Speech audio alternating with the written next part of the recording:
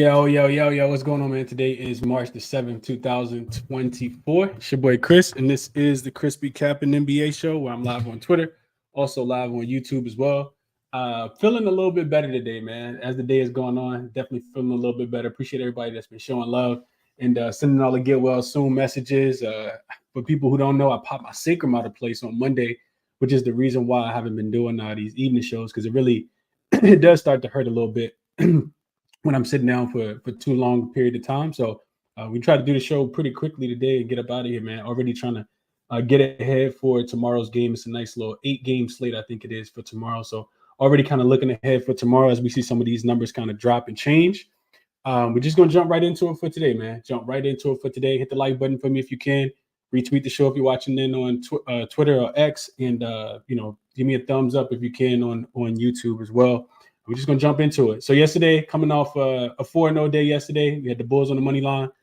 Got back to some props. Franz Wagner over 18.5 points. Braun over 33.5 points in assists. And we had Golden State and Milwaukee live under at halftime. Total had got all the way up to 247. Probably the non-sweatiest under I've ever cashed that I've taken live, because the Warriors scored 9 points. I mean, the Bucks scored 9 points in the fourth quarter. So this flew underneath the total. I think it was finished like 215. So we went 4-0 yesterday, looking to build on it for today. Don't really enjoy too much of the slate, but we're going to definitely talk about it. I got a couple small bets that I placed and a couple leans that I could potentially get there with as well. So let's jump right into it. First game up, we got the Bulls. They will be taking on the Pistons. And this game will be played in Detroit, of course. And immediately when I was looking at this game last night, the first thing that jumped out to me was, Detroit. Why are they such a short home dog today? Typically, they're a little bit bigger of a home dog. So 2 points, 2.5 points. That says that this team, could potentially win the game. And you see the number. I saw it at 3 yesterday. Money come in on Brooklyn, and then come back down to 2.5. Now it's down to 2. Crazy to think that people think Brooklyn is in the same tier with the Detroit Pistons. However, this Detroit team, this Brooklyn team will be without Cam Thomas, Cam Johnson, and of course Ben Simmons is having he's done for the rest of the season as well. That news dropped earlier today. Brooklyn has owned the head-to-head matchup. They're 9-1 straight up versus the Detroit Pistons. They're 2-0 straight up this season, but they're just 9-18 straight up on the road this season. So it's one of the things you kind of got to gauge. Do you think the Brooklyn can come in here and win because they just keep beating the Pistons, or you think they struggle because they struggle on the road in general? 9-8 straight up, 9-18 straight up on the road, 10-17 against the spread. That's only 37%. They're also just 3-13 against the spread in their last 16 games on the road, and 4-12 straight up in their last 16 games on the road as well. It's also not a very favorable travel spot for Brooklyn. Third game in 4 nights and a fourth game in 6 nights as well for them. They were just at home playing against the Atlanta Hawks twice. Then they had Philly come in, and they had Memphis. They had Philly on the second leg of that back-to-back and had Memphis as well. Detroit has not been good. Only 1-9 straight up, but they are 5-5 against the spread in their last 10 games. 2-6 straight up and against the spread when they're 3-point dogs or less at home. They're also 7-1 to the under in that spot. Detroit as short favors of 3 or less. Brooklyn as short favors of 3 or less. So just needing them to kind of win the game. They are 2-0 straight up and against the spread with wins against the Charlotte Hornets and against the Memphis Grizzlies. So maybe they could just squeak this one out. It's a game that I think I'm a live bet. If one of these teams jump out to a really big lead, I don't think that it's going to be a blowout. I do kind of think that it's going to come back to this 1 possession, maybe 2 possessions. So either one of these teams jump out to a big lead, I probably will be live betting the other team. I just lost money, but back in Detroit against the Cleveland Cavaliers last week. Probably should have bet them against the Miami Heat when they were getting 11 the other day. But I didn't, and I don't want to get burned twice by the Detroit Pistons. Also, don't want to take the points here with Brooklyn. I think Brooklyn, just looking at Brooklyn, they've really struggled to score offensively. I think I had them rated real quick. Let me pull it up. I had this pulled up already. Give me 1 second. 1 second. Brooklyn. So offensively, Brooklyn ranks either bottom 5 or bottom 10 in all offensive statistical categories. They're only scoring 108 points per 100 possessions after the All-Star break, and defensively they have been playing well, and that's one of the reasons why I took the under. I took the under. I gave it out last night at 216.5. It's come back up to 216, even though it was down to 215, 215.5 at some books. I just think that it's going to be a first team to kind of score 100 points can win. Detroit hasn't been good defensively, but this is a winnable game for them. And Brooklyn, like I said, only averaging 108.3 points per score per 100 possessions. They actually ranked 25th offensively. Detroit, of course, we know isn't the greatest offense either. They're 24th offensively. So both of these teams, if you go through and look at the numbers, they're both bottom 10 in a lot of categories. Brooklyn also playing at a really, really slow pace. So I like the under in this game. I do think it's going to be I know that it's a low total, but I do think it's low for a reason. And that's the way I decided to play this one. I took the full game under last night. Let's go to the comments real quick. Feels different doing this again, and see what you guys are thinking in this one. Dexter says, made a live one, Chris. Like button smash. I went 2 for 2 early games. Bulls against the spread, Bulls first quarter, and Grizzlies plus 4.5, only to have it all smashed by the Lakers in the late game. Let's get it today. Yeah, you had to stay away from the Lakers last night. I absolutely did. I'm glad. They helped me sleep better when I don't bet on the Lakers and they win. What up, Matthew? Appreciate you for tapping in as always. Malik says Clay probably like the Bulls up today. Absolutely. This is the Clay spot. We know that your Bulls struggle against that brother break 3 for sure.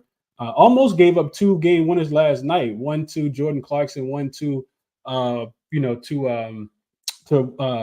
Colin Sexton in the corner. Somehow, for some reason, the Bulls just can't. They always find a way to not go at the 3-point line. What's up, Tariq? He says no squats, Chris, for a while. I'm glad you're getting better. Appreciate that, Tariq. I can't do any physical exercise, man. On top of my sacrum being popped out of place, I also pulled the muscle. So yeah, I'll be out of commission for a while. Just doing some yoga, some stretching. But yeah, I can't do anything. No calisthenics, no extreme weightlifting at all. He says he hated the stress. Tariq says he hated the stress the Bulls put me through. Absolutely, but I was sweating. I had to take another shower last night after watching the Bulls because I went pretty heavy last night on the Bulls. I love the spot for them on the money line. So glad we did get the cash. But yeah, the betting on the Bulls is difficult when you need them to win. Angelo says love the spot for the Pistons in this game. I could see it. Vaughn says he plays Strus over 6.5 assists. He says he has 7 in the last game. In the last 4 games with no Cam Thomas, no Ben Simmons, or Cam Johnson, which takes away some markers, but leads to more usage. 15 potential assists in that time span. Okay.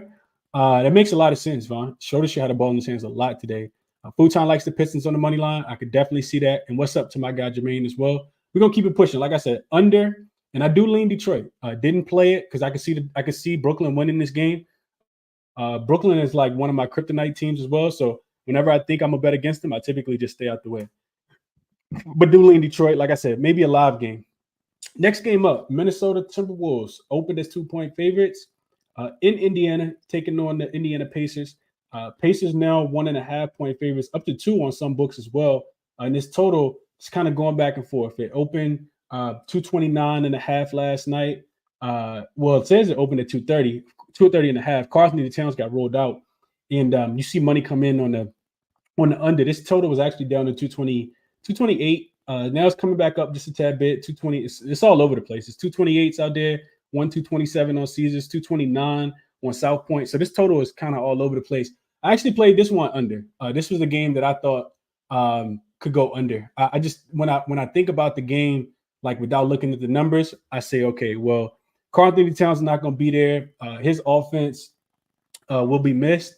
Now, of course, they have Naz Reid, but after Naz Reid, who goes in and replaces what Naz Reid was doing?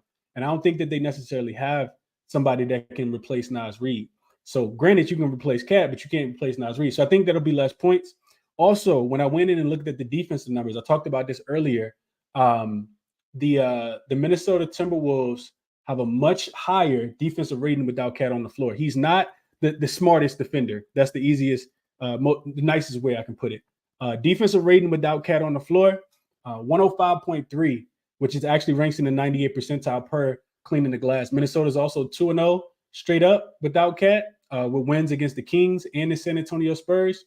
This is a difficult game to bet, though. I will tell you guys this. Minnesota's not been in the greatest form. 0-5 straight up and against, 0-5 against the spread in their last 5 games.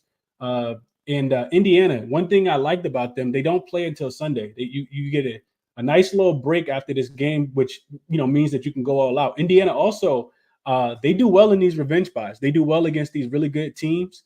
Whether it's East Coast or West Coast, when they play in Indiana specifically. So first leg of a back-to-back for the Timberwolves. Like I said, the Pacers don't play again until Sunday.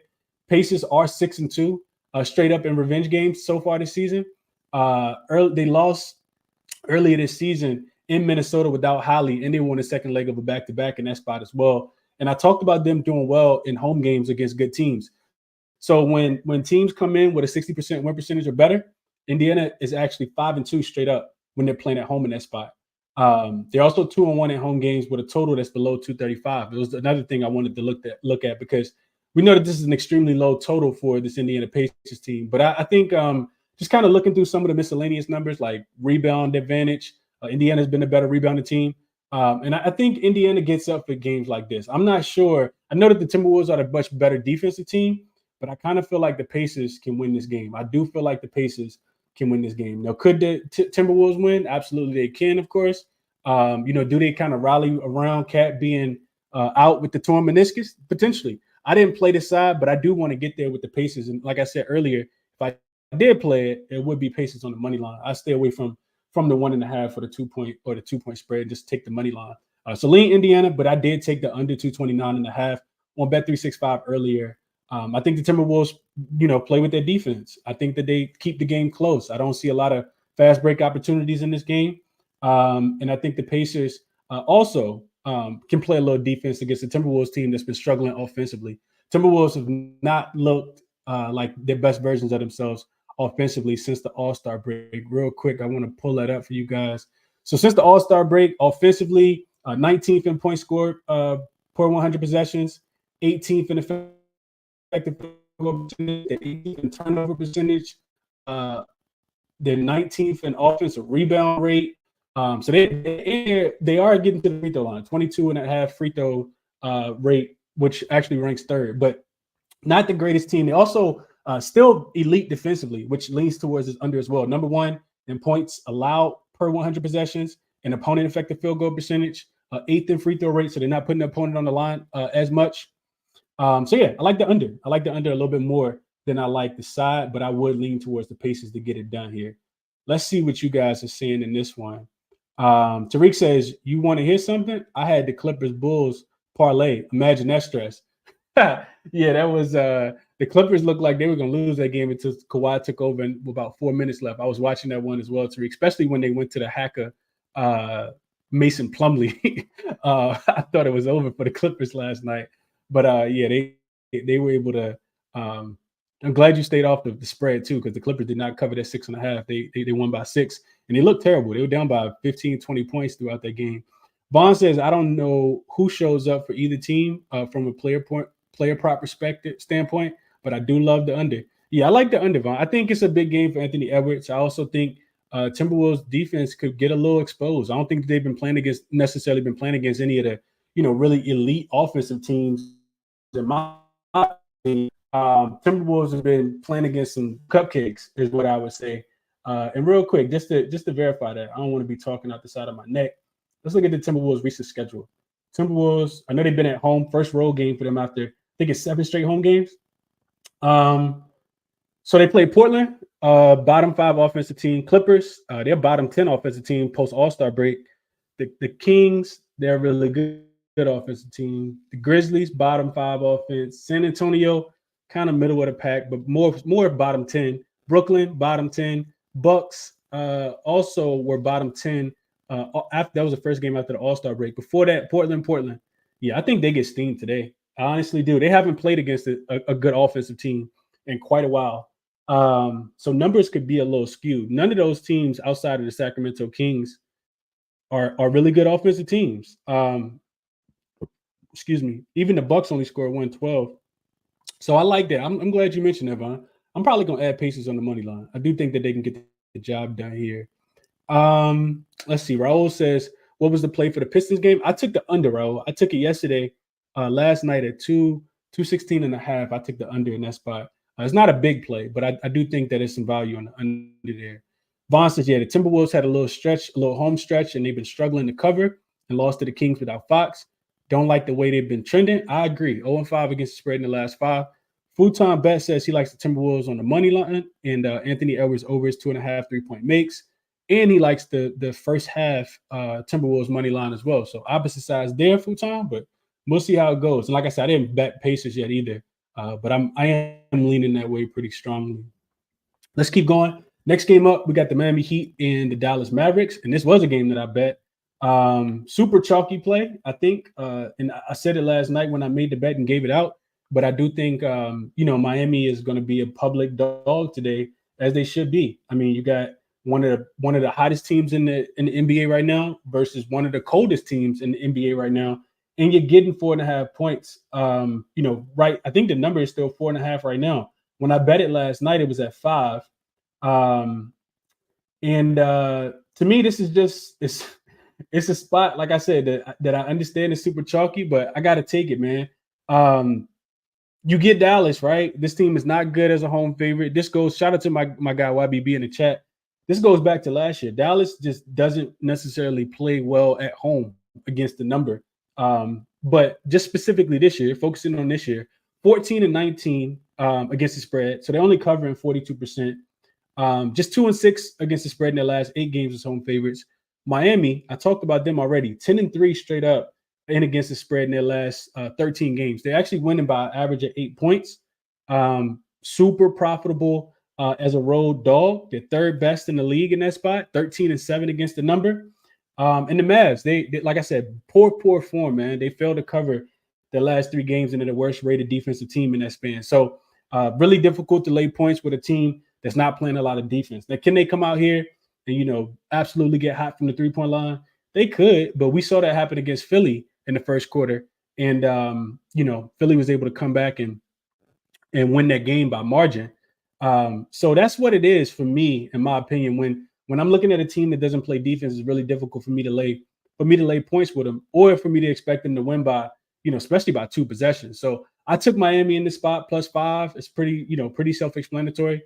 Don't like that they're on the first leg of a back-to-back with the Oklahoma City Thunder tomorrow, but I'm cool with it. The Mavs will, bounce back eventually. I just don't think it'll be against a great defensive team. And it could be. They didn't do it against a great offensive team. The Pacers came in and smoked them the other day as well. So this one was, I stayed away from the total, but it's Heat +5 for me is what I played. Let's go to the chat real quick. Vaughn said the under's been going crazy since the All-Star break. Estar says, oh, look at that. Perfect timing, actually. LF3 says, Chris, my brother, I'm betting big Warriors first quarter, first half. Bulls are a joke. I would just say, just caution that. And I'm not talking you off. I don't play in the game, but Bulls as a road dog is a lot different than bullying points. I'll tell you that, LF3. But best of luck, man. Douglas says, just a suggestion that has worked a couple times. If you feel like a game could go either way from first half to the next, you could bet on both sides of the half / full-time prop and still be profitable. Yeah, that's true. I think that we'll talk about the Denver game against Boston. I think that's absolutely true, Douglas. Rob says, you don't like Heat Mavs over 229.5? The reason why I couldn't get there, Rob, with the over is because the Heat are such a strong defensive team, right? They're one of the best ATS teams on the season, on the road, especially as road dogs. So, I mean, it's a super strong trend towards the Heat. And we know that they're not the greatest offensive team. So real quick, let me pull that up for you real quick. So looking at the Miami Heat,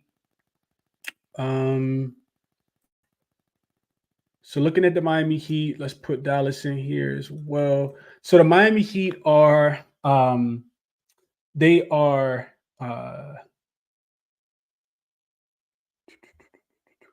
10th in defensive rating. 10th in opponent points scored per 100 possessions on the season defensively. So 10th in points allowed. They're 16th in opponent effective field goal percentage. They're 8th in turnover percentage, 6th in opponent rebound percentage, and 5th in opponent free throw percentage. So this team does well on the road. And after the All-Star break, it's the same. It's gotten even better. Miami Heat defense has gotten even better. They're actually 8th in opponent points scored per 100 possessions, 4th in opponent effective field goal percentage. And the only thing that worries me is that Dallas could really kill him on the rebounds here. They are last rated offensive rebound rate as far as giving up offensive rebounds. But that's the reason why I couldn't take it. Heat also 14-6 to the under on the road. Those games are averaging just 215 points. So that's why I stayed off the under in this one, Rob. It depends on who's, kind of dictate the pace. The Mavs at their best, they typically play a little bit of defense as well. So I know that they haven't recently, but eventually their defense is going to pick up. So I stayed off the total in this one. Definitely stayed off the total. S-Dot says, let's see. Futon says he likes Miami first quarter and Dallas on the money line. So he thinks that Dallas come back, but Miami starts hot. I would think the opposite, though, Futon. I know Miami's been a very profitable team first quarter, first half. But to me, this one, Dallas should be in a super desperation spot where they kind of come out with a sense of urgency. We'll see how it goes, though. S-Dot says Miami money line and the under. Tariq says Heat plus 5.5 as well. Caleb Martin over 8.5, over 9.5 points. S-Dot likes. He says Butler over his points, and he sprinkled on Jimmy Butler to get a double-double in this spot. Bet on JC likes Miami plus 4.5. Jimmy Butler rebounds and assists over 11.5. Rob says they're 9-1 to the under. Seen someone slam 10,000 on the over. Just can't figure out why. I don't know. He said I know Mavs have been blowing the over last 5 games. Yeah, it's always difficult when you catch these teams that play at different styles, right? The Mavs want to get out, play with a little more pace, shoot a bunch of threes. The Heat defense has struggled from the 3-point line, in totality of the season, but they picked it up just a tad bit. But that's all the Mavs want to do is shoot a bunch of threes. It's either one-on-one with Luka or he's kicking it to the corner, and it's either PJ Washington, Tim Hardaway Jr. Tim Hardaway Jr. has actually been, one of the reasons why they've been losing games. He really can't he can't score the ball. I think he had back-to-back games where he's been held under 6 points. So he's going through probably the biggest slump of his season. But if those shots start to fall, Rob, it could definitely be an over game. Mavs aren't stopping anybody, so you can see it. Vaughn says Mavs are 1-5 in their last 6 and struggling to play defense. Last in defensive rating in the last 5 games. They're 5 points lower than the second worst team. Give me Miami on the road. I'm right there with you. Kyle looking for some player props. I've been killing the player props. I didn't even cap any player props. We'll tell you guys. I'll have a couple player props tomorrow. For the Friday slate, but I didn't even look into player props today. Shout out to my guy. Make sure if y'all follow Munoz, y'all make sure y'all shout out Munoz. He the reason why I be looking at the player props sometimes, because we do the Propcast show, and it makes me turn my player prop hat on, and I have to go do my research. So on days when I don't, it takes me a while to cap player props. It takes me way too long. So I spend too much time looking at player props. Dante says feel too easy, especially for national TV. I can see it. This is the biggest bet that I made today. It's not anything that I absolutely love. I didn't go crazy on Miami just because the spot feels a little too easy. I could see it going either way, Dante, but I'm taking the points with the team that's playing better, even if it is, seem too easy. Sometimes the easy bets cash as well. Fred says Jimmy Butler over his 22.5, and 3 times says Anthony Edwards. Going back to that game against the Timberwolves versus the Pacers, he likes some over 40.5 points, rebounds, and assists. Also says good luck to everyone. Good luck to you as well. 3 times. Appreciate you for stopping by. And S-Dot adds Caleb over 1.5 threes. Since the All-Star break, he's shooting 70%. I could not talk you off of that. I hope Caleb hit 10 of them things tonight. And last one, Futon says Luka under 10.5 assists.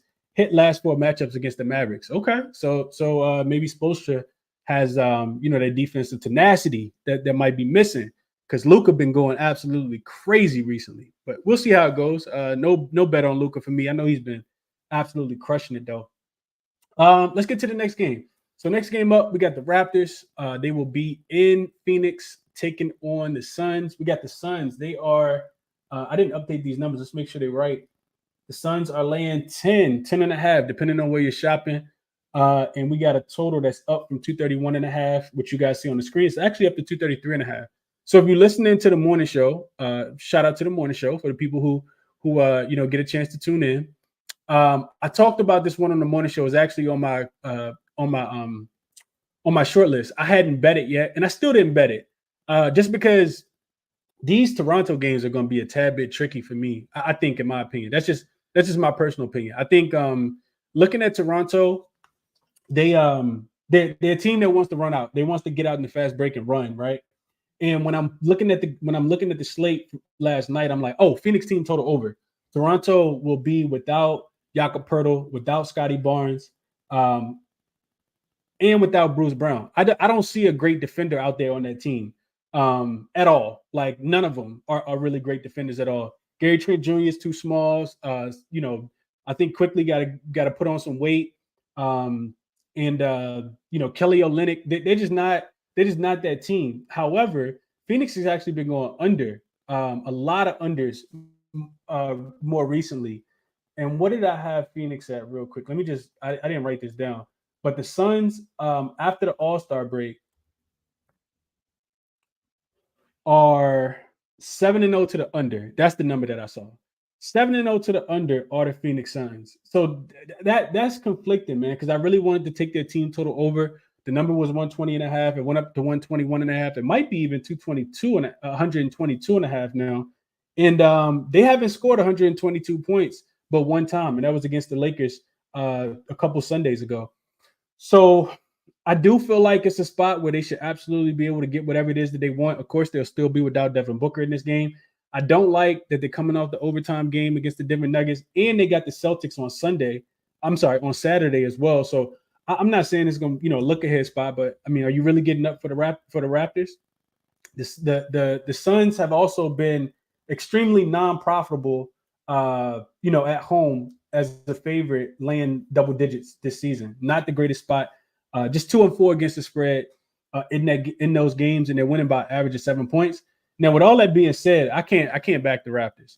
I think the Raptors. I know that they lost the last game by 30-something points, and it was embarrassing. I think the rest of their season might go like that, though. Like, this is who the Raptors are, in my opinion, with that version of that lineup out there, right? Like, if you're gonna take away Scotty Barnes, if you're gonna take away, Jakob Poeltl and no Bruce Brown, and just be left with RJ Barrett and Emmanuel Quickly, this is what you're gonna get, in my opinion.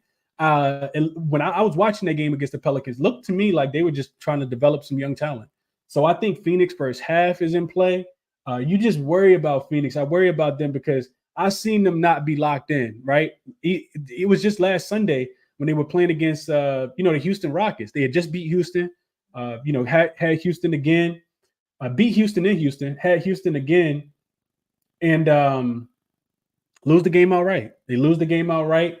And then, of course, get smoked by the Oklahoma City Thunder as well. Now, granted, this version of the Phoenix Suns of the Toronto Raptors is nothing like the Phoenix Suns, but I worry about Phoenix. So this is a game that I'm gonna stay off of. Maybe something live. Like I said, I still kind of lean. I think Phoenix should be able to score as many points as they want in this game, but not a game that I feel extremely inclined to bet. I'll stay off of this one. Lean Phoenix team total over.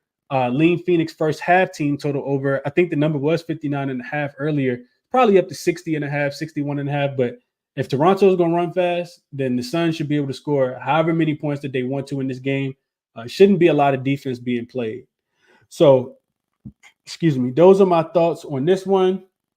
As we get injury news, that Jalen Johnson is listed as out for tomorrow's game against the Memphis Grizzlies. I was already kind of looking ahead in that game.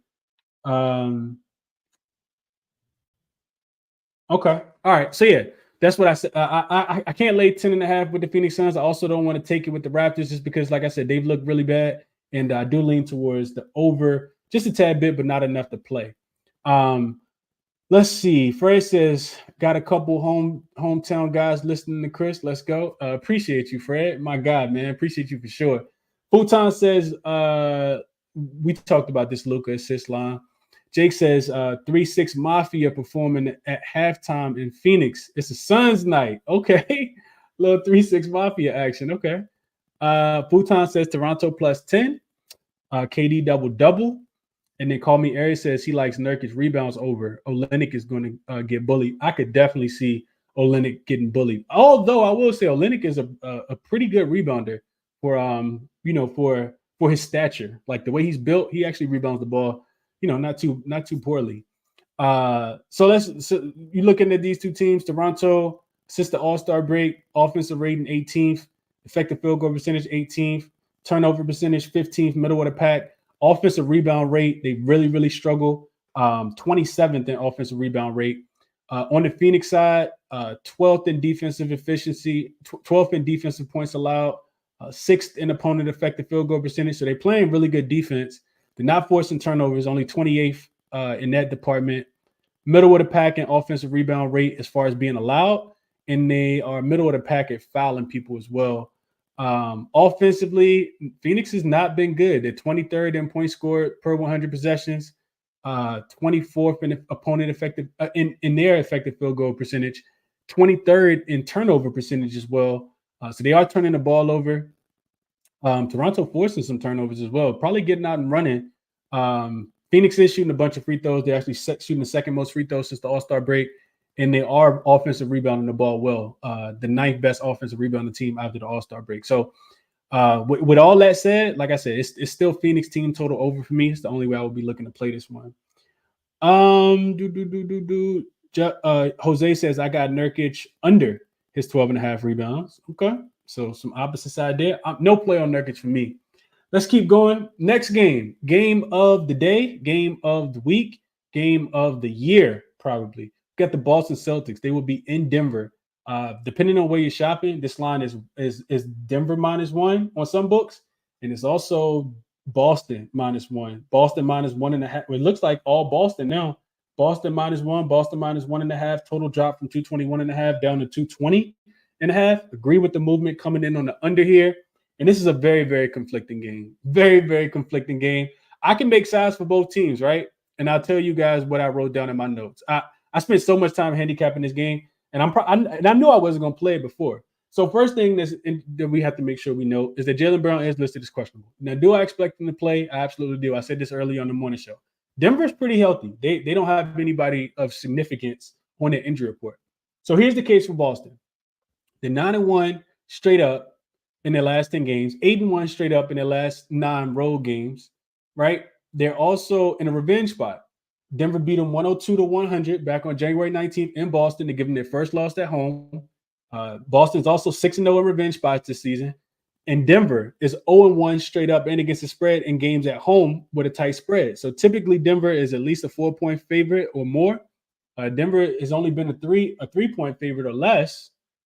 Of course, this is the first time they're a dog, so 3 points or less one time. They actually lost that game outright and got smoked in that game against the Oklahoma City Thunder. Now, here's the case for the Denver Nuggets. They're 6-1 straight up and against the spread since the All-Star break. This is a 4th game in 7 nights for the Boston Celtics. The Celtics are also just 2-5 straight up in road games versus a team that has a 60% win percentage or higher. They've actually lost 3. They've lost 3 straight in that spot, the OKC, to Milwaukee, and to Cleveland. You also get Denver 20-4 straight up when they're rested as a home favorite. Denver is also 4-0 straight up and against the spread at home games off a previous loss. So you got Denver that's not lost back-to-back home games, and you got Boston that's went 6-0 in revenge spots every single time. And I've heard strong cases for both throughout the day, and I knew I could make strong cases for both, and that's exactly why I'm not playing the game. You also got, second straight home game for Denver. I don't think that really matters. Second straight road game for Boston. I don't think that really matters. Denver doesn't have a look ahead spot at all. Both of these teams have a day's rest. They're both off tomorrow. Denver will host Utah, so it'll be a third straight home game, and Boston will play in Phoenix. But I don't think either one of these teams are looking past each other. They also both off losses. Boston blew that 20-point lead in the fourth quarter to Cleveland, and of course Denver was at home and got smoked to the Phoenix Suns, shorthanded Phoenix Suns without Devin Booker. So I'm not playing the game. I just wanted to kind of give you guys the notes. I will say this: the under, I think, is in play. I don't know how much. I said this the other day. I said, man, I can't wait for the total to come out so I can play the under. And I still think that there's, some meat left on the bone. This total only dropped 1 point. Here's the notes for the under. I'm definitely not playing the over. It's under or nothing for me. So, of course, the first game of the season, they went under by 34 points. And this one actually opened 13 points lower than the first total.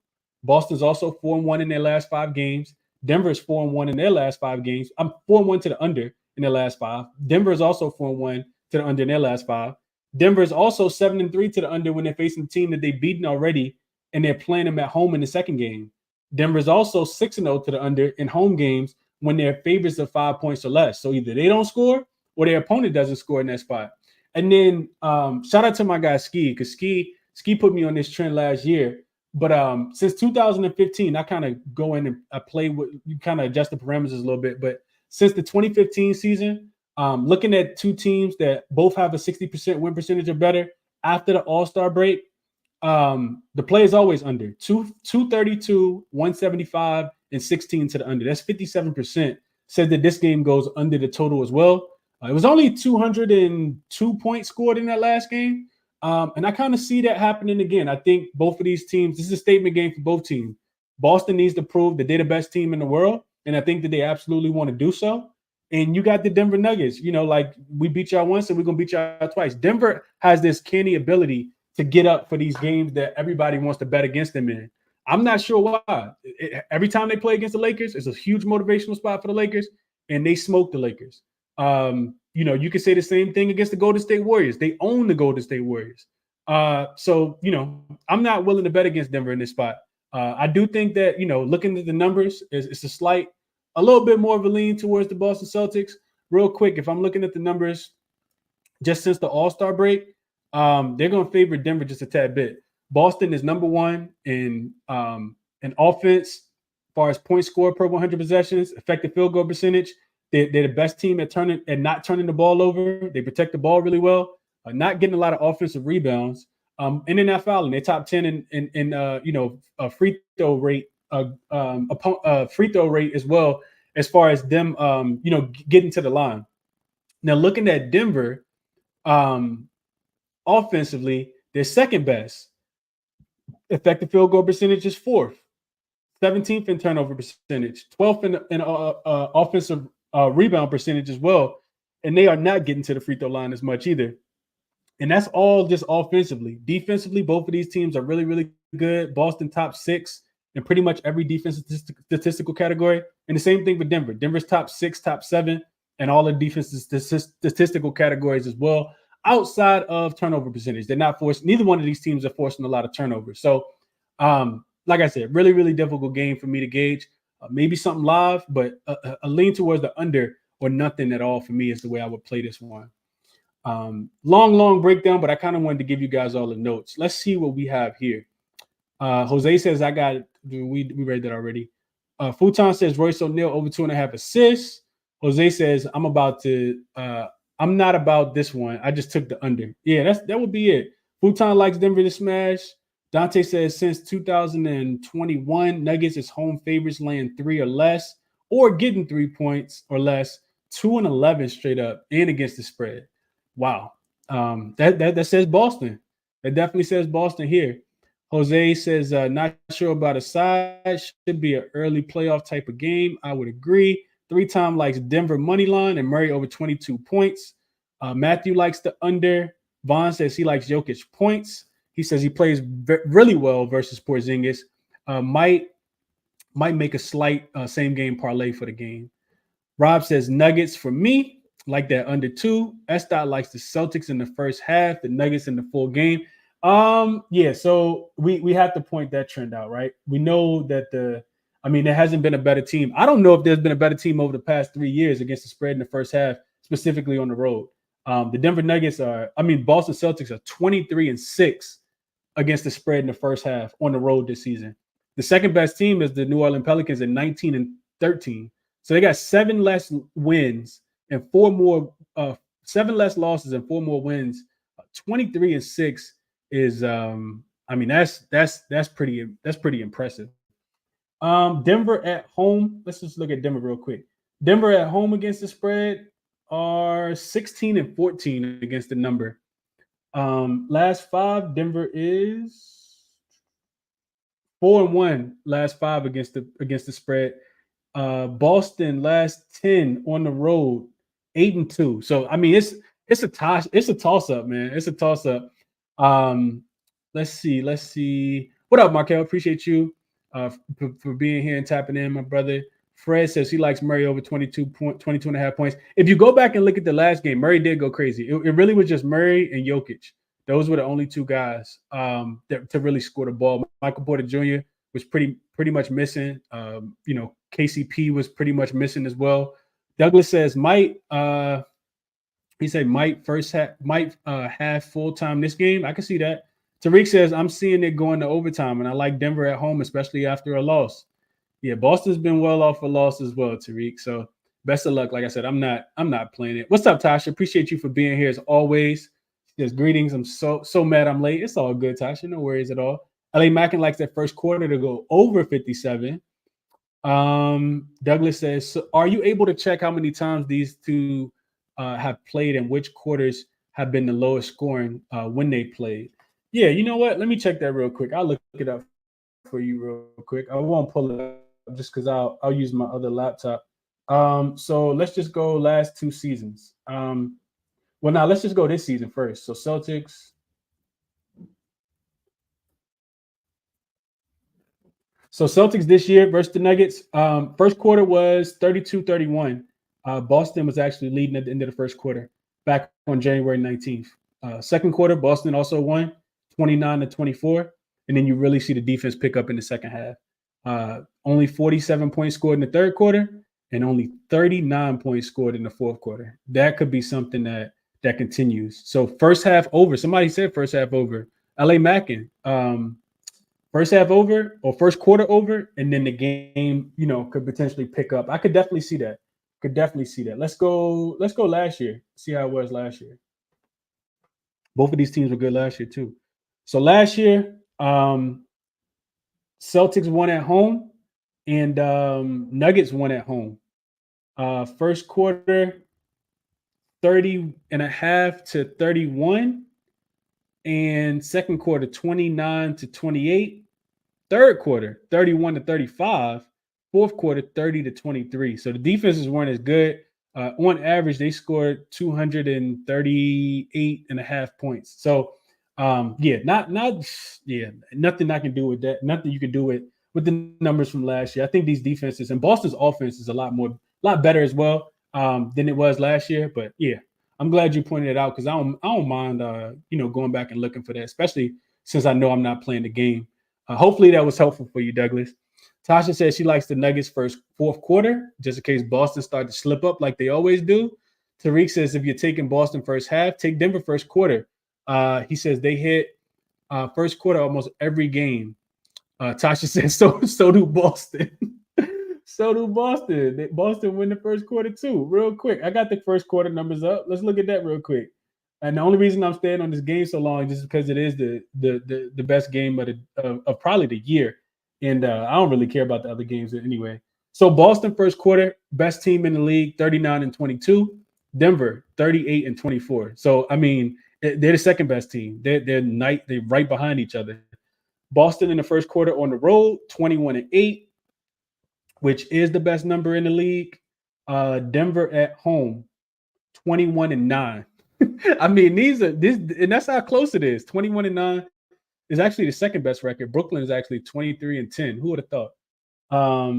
So yeah, I mean, last 10. Let's see. Denver is 6-4 in the first quarter against the number, and Boston is 5-5 against the spread in the first quarter against the spread.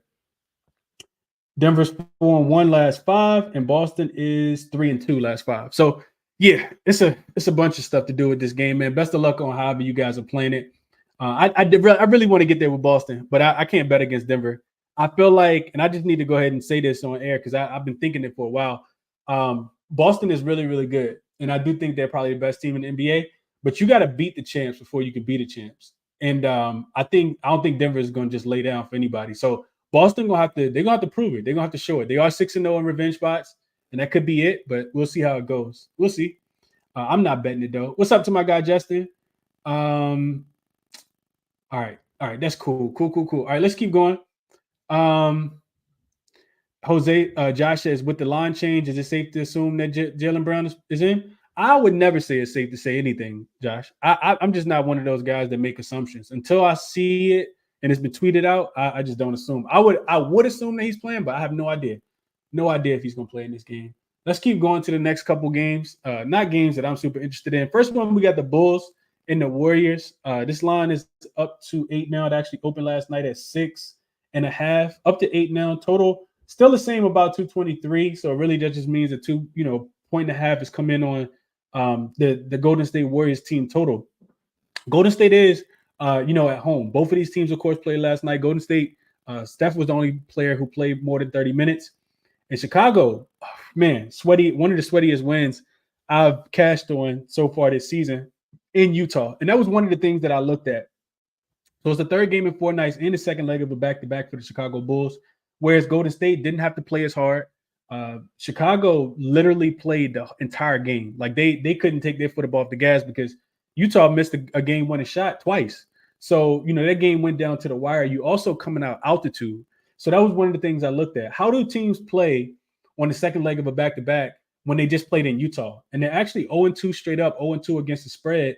And both of the teams have actually stayed under their team total. We know that the Bulls don't play fast. I think it's the Bulls team total under spot. I like the look for them. I also looked at the Bulls on the road in their third game in 4 nights, and that's only happened one time as road dogs. So I think the Bulls could really, really struggle here. I just worry about, I think I like the full game under, and I like the Bulls to not be able to score. I worry about how motivated Golden State's going to be because I know yesterday was a really, really big game for them that they really, really wanted. They wanted to get that bad taste out of their mouth. They also had revenge against the Bucks. But looking at the Bulls this season, just pull it up real quick.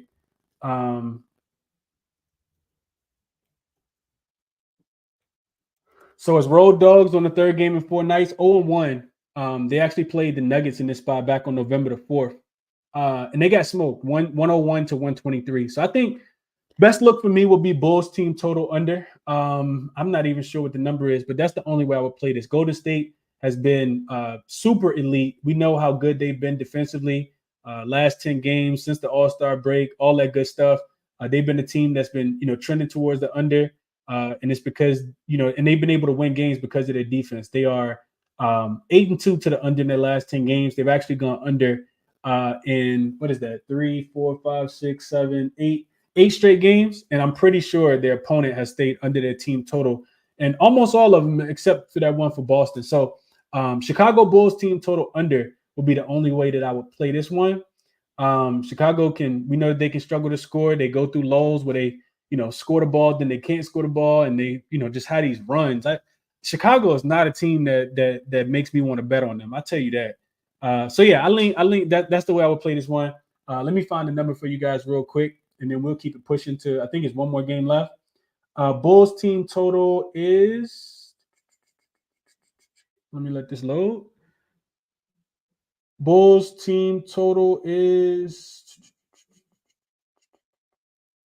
107.5. Yeah, I think they struggle to get to 107, 108. I like the Bulls team total under here. That's the way I would play this one. Tasha says Chicago struggles in the second half. I would agree with that. Monica says I had Chicago yesterday by 3 and they won by 2. I like the under in the Bulls plus 8. Yeah, the Bulls have been profitable as road dogs. I don't necessarily want to fade them on the spread just because they have been, a really good road team. But I don't, like I said, I don't like the spot for them having to travel out of altitude. Don't like the spot for them that much at all here. They are 11-11 against the spread as road dogs. And if you add that it's a non-conference game, they're actually not that great. 3-4 against the number, losing by an average of 6 points, but they have covered 3 of the last 4 in this spot. But yeah, I like the team total to go under in this one. Only way I would play it. Angelo says Warriors by double digits, and elevation factor is going to be tough on the Bulls after that back-to-back with travel. And I would agree. That's why I think the team total goes under. Last game on the board, another game that I'm not super interested in betting is the San Antonio Spurs against the Sacramento Kings.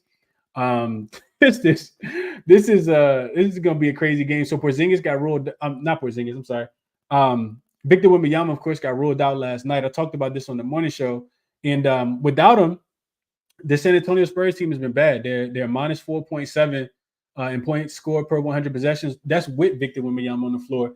Without him, they're minus 12.1 points scored per 100 possessions with them off the floor. They rank 30th in scoring as far as points scored per 100 possessions, 30th percentile They're below average in effective field goal percentage and offensive rebounding rate, and they fail to get to the free throw line in this spot. Defensively, they're allowing 120, almost 125 points scored per 100 possessions. They're bottom 10 in opponent effective field goal percentage, turnover percentage, and offensive rebound rate, and free throw rate as well. So Sacramento should be able to get whatever it is that they want. Here's the problem, though. Sacramento 1-3 straight up, 0-4 against the spread in the second leg of back-to-back games this season. They're also 0-4 against the spread as double-digit favorites. So no idea what to do with this one, man. I could see Sacramento. I know that they haven't been great. Like I just said, 0-4 against the spread as double-digit favorites. They also don't cover on second leg of back-to-backs. But I think they could run San Antonio off the floor in this one. No Victor Wembanyama. They should be able to get whatever it is that they want. San Antonio, while they are 0-7 straight up, they are 3-4 against the number with Victor Wembanyama in. They're also 6-1 to the over, and they've given up an average of 128 points per game and at least 121 in all 7 games. If you look at it on the road, that number goes up to 130 points per game is what they're giving up. No idea what to do with this one. I think it could go over, but the total a tad bit too high for me, and the total's been dropping all day. So not a game that I played. I'm not interested at all. Let's see. Shadow says, what do you think about Devin Vassell points? I think, however you want to play it, somebody's going to have to score for them. Devin Vassell, Keldon Johnson, like they should get all the usage today. So I would probably be looking at Vassell to go under his points, go over his points as well. And remember, yesterday, I took Bron points and assists over, and it was primarily because, the Kings give up a bunch of points in the paint. I'm not sure who scores points in the paint for the San Antonio Spurs. I would have to go do a little bit more research on that. But whoever gets downhill, that's who I would probably be looking at. The Kings actually do a really good job at containing the three-point line. They don't give up a bunch of above the break threes, a bunch of corner threes. They're sound defensively from the three-point line. Their defense is, kind of forces you they funnel you inside the three-point line. They put a lot of pressure on the three-point line and kind of get you off the line. So just something to kind of take into consideration. Actually doesn't bode well for the San Antonio Spurs who shoot a ton of threes. Tasha says Warriors third and fourth quarter and second half.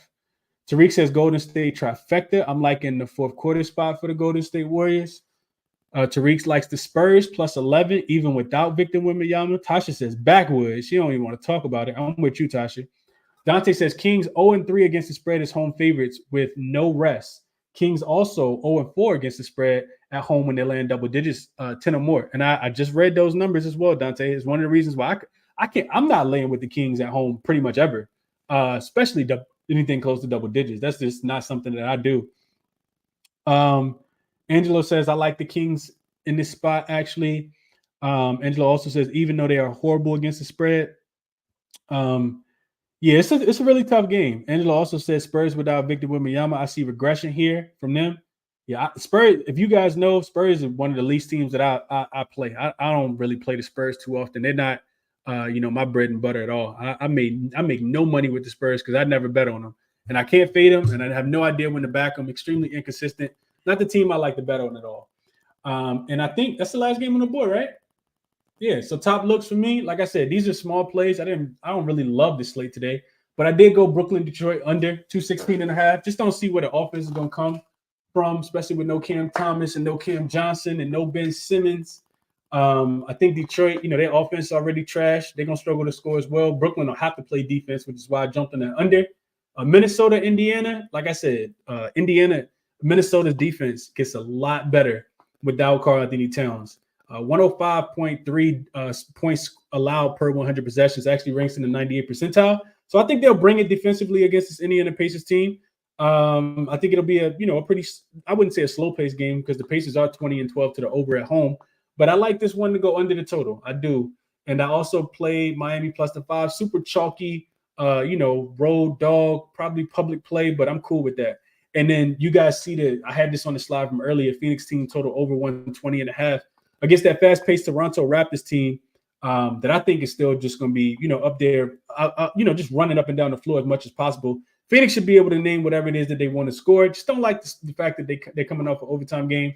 Also don't like the fact that they got the Brooklyn Nets, the Boston Celtics on deck. But I could potentially get there and sprinkle on the Phoenix team total over. So those are the plays for me, man. I got redemption up because I want to hear what he got to say. And I'll just pass the mic to him after, I talk about these resources you guys see on the screen. The way I'm looking at, everything that I'm using to handicap the games is listed here. Some of them are paid, some of them are free, but I get this question a lot, so I wanted to make sure I put that there. Hit the like button for me if you can. Subscribe to the show if you guys haven't already. Let's go to Redemption. Redemption, talk to me. What's going on, my brother? How you doing? I'm doing really well, Chris. How are you? I'm good, bro. I'm good, man. It's good to hear from you. Hope everything is going great for you. What you liking for today? Okay. Today, I'm on his points today. I also sprinkled on his 20 to win. I put 1 unit on that. I'll give a little breakdown with it. So, Jay Knightley had 23 points and 24 points last time he played the Brooklyn Nets. Also, the Brooklyn Nets allowed the 4th most points to shooting guards and the most threes. And if you look at his game log, the volume's there. He's been really bad, honestly, but he shoots it. So I live with the volume. And I sprinkled on the Pistons money line. I know it's scary, yeah. But the Nets have played, I think, like 4 games in the last 3 days or 4 days, something like that. Last 6. Mm-hmm. Go ahead, Chris. What you gonna say? Yeah, no. This is a 3rd and 4 and a 4th and 6 for the Nets. I saw that too. Yeah, so I just sprinkled on the Pistons and take my chances, So yeah, and I got a lotto for everybody, of course. 1 second, I'll get to y'all. I know y'all love that. All right, so my lotto. This is a player performance double. So I got Jalen Durant double in the win. I got the Indiana Pacers money line. I got Royce O'Neal 3 threes and Phoenix win, and then I got Joker double Denver win, and it comes out at plus 2,000. So if anybody want to tell, that's it. Okay. Hey, appreciate you for sharing the look, my brother. Appreciate you, Chris. Always, man. Absolutely, bro. Best of luck tonight, man. I hope you cash. YBB, my God, what's up, bro? How you, man? What's up, Chris? Can you hear me? Yes, sir. Loud and clear, man. Hope all is well with you. What's going on? Nothing much, man. All right, so now that I got some time, I'm gonna give one of my favorite plays today. I like the Celtics. I know that you were a little bit hesitant, but not me. So this is a revenge spot for Boston. One of the things that I like as well in this spot, the Celtics, they are 49-17 against the spread in the first half against teams with winning records. That's number 1. Number 2, the Nuggets. Somebody mentioned this earlier in your YouTube channel, but the Nuggets, when they're playing on with lines between 3 points of pick, that means it's a close game. They're actually 0-14 against the spread. They're 1-13 straight up when their next game is at home against a conference opponent. So this is kind of like a look-ahead letdown spot. I don't like the fact that they're off an overtime game as well. And then lastly, if you look at the Celtics on the flip side, in these tight games, they are 29-9 against the spread since 2022. 29-9 straight up as well. So if you're just asking one of these teams to win, I like the Celtics on the spot, especially after blowing a lead late. And then on the flip side, you got the Nuggets who actually came back late against the Suns. I think this is a flat spot, man. So I like the Celtics in the first half. I like them to cover the full game. Yeah, sign me up for Boston. Okay. Hey, YBB, question for you. If you had to play one, which one would you play? If you could only make one? Would you play the first half, or you think they can get it done for the full game too? I would say first half only because East Coast teams, generally speaking, in that high altitude, it can catch up to teams. I think Boston's built a little bit different. But yeah, if you're forcing me to make a play, I would say the first half, just because, I mean, we have data that supports that first half cash for the Celtics. I mean, they've been a train lately. So, and then one other thing that I wanted to say, I know that you were looking at the Mavs and Heat. I believe, did you say you like the under or? No. I said no play at all for me on the total. No play at all. Okay, yeah, that's an ugly ass game, huh? Yeah, that's I like the under in that spot. So there's a couple of reasons why. I mean, we're seeing the total adjusted and went down a little bit. This is my second look of the day. Okay. But the Heat, whenever they're facing rested opponents and they recorded 25 assists against them, they're actually 11-0 to the under. So they basically dictate the pace themselves. And then I know the Mavericks, their defense is ugly, but believe it or not, at home versus rested opponents, they are 8-0 to the under when they allowed opponents to shoot above the league average, so 49.4%. So they actually have gone under the total in that spot at home. You see the books adjusting the total, but yeah, I still like the under. I think that this game kind of, it's a sneaky under. I like it. I have this total projected about 224. So under there, Celtics first half, and That's all I got for you today. Okay. Hey, I think you're going 2-0, YBB. I really, really do. If I had to play the total, it definitely would be under. Just thinking, like you said, you kind of, the Mavs defense, it's not the Mavs defense, but the Heat's defense has traveled. And, even when Miami doesn't shoot the ball well, they typically rely on their defense. And that's what's really kept them in games. So I would agree. I would definitely agree with that as well. What makes the Heat so dangerous, too, is that they dictate the pace of every game that they're in. The Mavericks, not so much. But they're also not going to go 20-0 to the over to finish the season. You know what I mean? There's spots that they are going to go under. I like this spot for them specifically. So that's true. Okay. Hey, best of luck, YBB. I hope you catch both of those looks, man. Appreciate you sharing them for sure. Yes, sir. Have a good one. You too. You too. Dream, what up, bro? How you? Doing well, man. Hope you starting to feel a little better. I've been catching the morning streams, but ain't had a chance to. Well, I think this is your first time doing one in a minute, so I hope you're starting to feel a little better. Yeah, Dream. Appreciate that, bro. I'm good now. Everything, kind of forming back in place. I'll be all right. So I just got a little 3-legger fluff, basically a plus 500. During double, quickly 20 points, and Kobe White for the Bulls 20 points. So guards against Golden State have been thriving basically shit the last 5 to 10 games. I'm not a guy that likes to play with DeMar DeRozan, so I'll take Kobe White. I think you can get 20 whether or not this game is close. If Golden State pulls away, I think they won't do it to the second half. But Kobe White 20, quickly 20. Couldn't talk you off his threes either. Phoenix, same thing with guards.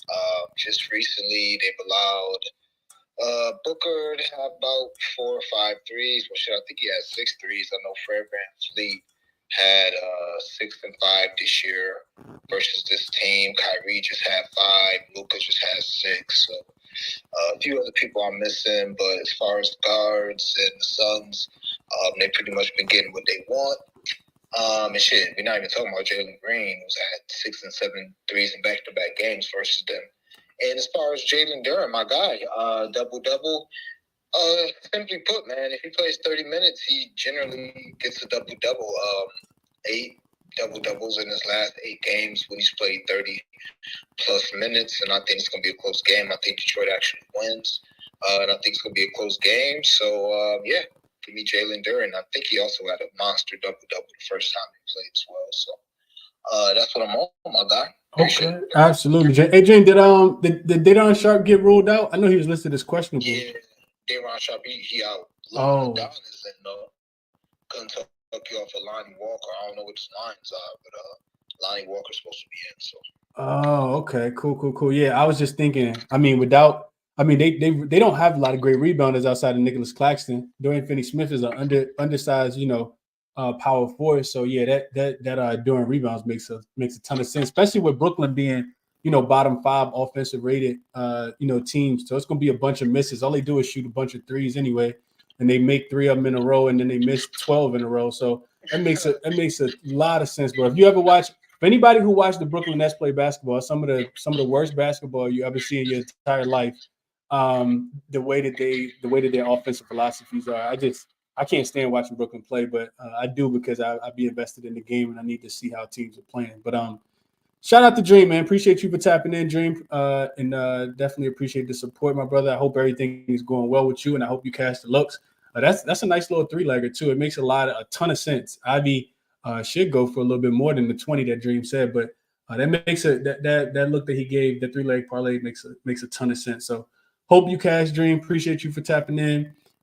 Redemption, same thing for you, my brother. Hope all is well. Hope you cash tonight as well. And shout out to my guy YBB. Hadn't heard from him in a while, but definitely hope all is well with him and that he gets some cash as well tonight. Liked his two plays as well. So that's what we'll go with, man. I'll be back. Like I said, I already started working on the card for tomorrow. It's an ugly slate for tomorrow, just to be honest with you guys.